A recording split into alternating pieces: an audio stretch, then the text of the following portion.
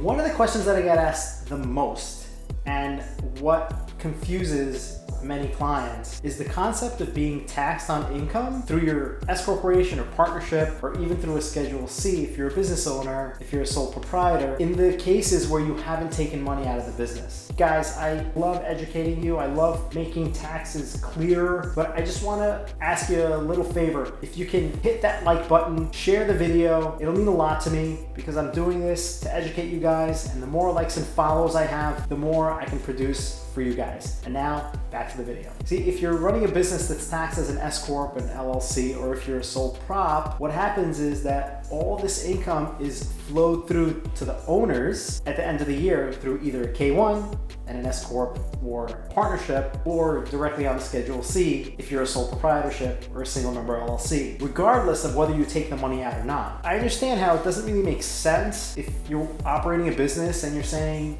listen, I'm not taking any of the money out, I'm actually reinvesting it back into the business. All the profits that are coming in, I'm using it to buy other things in subsequent years, etc. Why do I have to pay tax on this? And logically, it does make sense. However, because of the nature of the flow-through entity, which is what an S Corp and partnerships are, any income or loss generated from the business on the entity level will flow through ultimately to all of the owners, and they are responsible to pay tax on whatever income profits are allocated to them at the end of the year. And you generally find that on a Schedule K1. That's a form that you get from the partnership or the S corporation. After that tax return is filed, it's flowed through to the partners. You get a K1, and you usually take that K1, give it to your accountant, and they use that K1 to report your income. I understand where the confusion is. I'm not taking any money out, and the reason being is because these flow-through entities don't have an entity level tax. So the entity itself isn't paying the tax. So the IRS says, listen, you guys are profitable, you made money. Either the entity,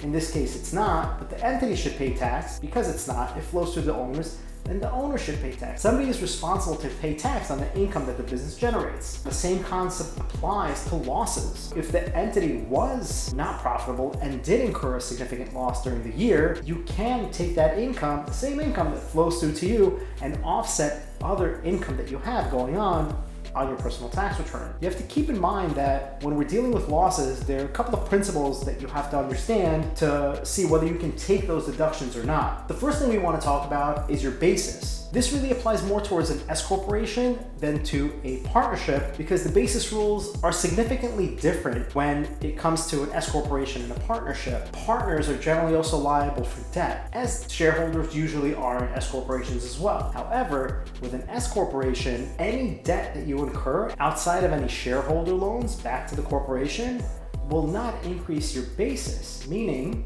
you cannot take a deduction that's greater than your basis in the S corporation. On the partnership side, however, that concept doesn't apply, because most of the partners are going to be responsible for the debt one way or another. That will add to their respective basis in the partnership. Most of the time, whatever distributions are taken out, there's sufficient basis to allow for either distributions or losses, etc. With the S corporation, let's paint that picture. Let's say the S corporation grossed $100,000 in income and $150,000 in losses. So you're left with a $50,000 loss. Let's use a simple example. It's a one owner S corporation. The shareholder is going to receive a K1 at the end of the year showing a $50,000 loss. The shareholder might think, great, I have a $50,000 loss. I can offset my other income with this loss. Well, not so fast. Let's take a step back. Let's see if you have sufficient basis to be able to offset that loss. How do we consider basis? Track your basis on a regular basis. You should do this throughout the year as operations go on, because they're usually contributions and distributions by the shareholder itself to the business. Going back to our example, let's say the shareholder basis for this particular shareholder in this S Corp is $30,000. Well, you may be thinking, well, $30,000, if the basis is $30,000, how can they generate a $50,000 loss? Well, generally, the difference is usually made up of loans, outside loans, third-party loans, not loans from the shareholder to the S corporation. We just said that loans from the shareholder to the corporation would increase basis. But in this case that we're talking about, we have a $30,000 basis for the shareholder, a $50,000 loss. The 20 must have been made up of a third-party loan, either a credit card or a loan from the bank. In this case, that loss is limited. They cannot realize that full $50,000 when it comes time to file their tax return.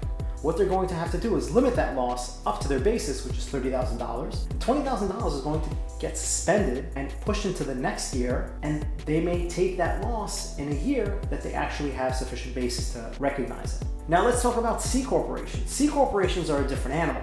They're not flow-throughs. They're actually their own separate entity. They have an entity level tax. So the difference here is any income that's earned inside of the C corporation is going to be taxed on the C corporation. So if you're one of the owners of a C corporation, a shareholder, you're not going to pay tax on that income. The corporation itself is going to have a flat 21% tax, and depending on whichever state you live in, a state level tax as well, or no tax if you live in a tax-free state. You don't have to worry about any of the tax consequences unless, of course, you draw dividends from that corporation. We're assuming here that you're actively involved in the corporation, so you already get a W-2 anyway. You also get a W-2 from the S Corp, but now we're talking really about distributions. So from the C corporation, the distribution that comes out to you is in the form of a dividend for the most part. Any kind of draws that come out of corporation usually should be wages, categorized as W-2 income. You may hear that corps are usually double taxed, and that's what we're talking about. Double taxation here is on the entity level. So if the C corporation earns money,